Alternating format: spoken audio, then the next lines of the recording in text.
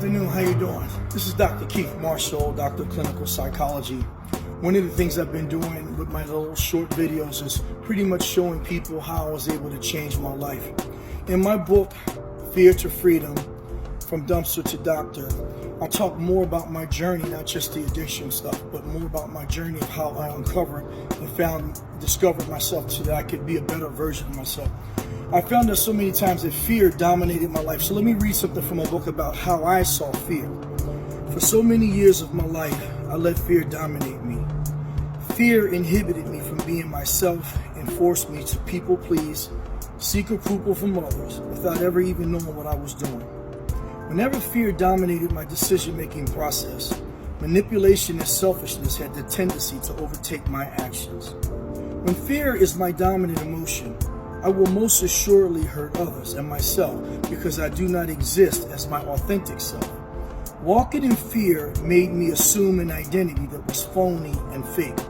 For example, whenever I went to a nightclub or social event and had to talk about myself in an exaggerated way, I would fixate on every detail about how I looked, sounded, and what others were thinking about me. Or even more importantly, if I needed a drink or chemical to reduce my inhibitions, no doubt fear was running the show.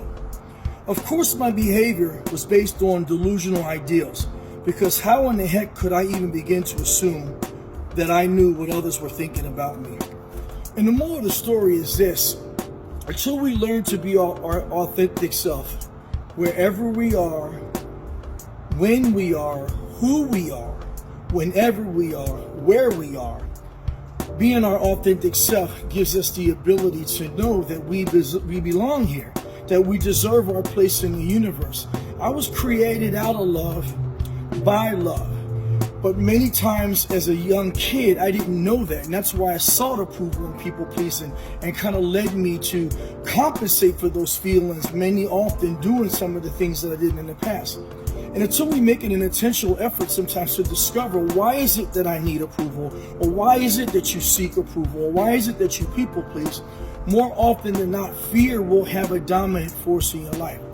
If you are to become a better version of yourself, the ideal of fear, which is going to be with us all the time, cannot be the thing that dominates what we do. I have a statement that says, let fear be what it is, but do not let fear determine who you are.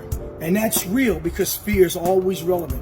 Learn who you are. Type in dedicatedtreatment.com, follow, like, and share, and let's keep trying to help people. God bless.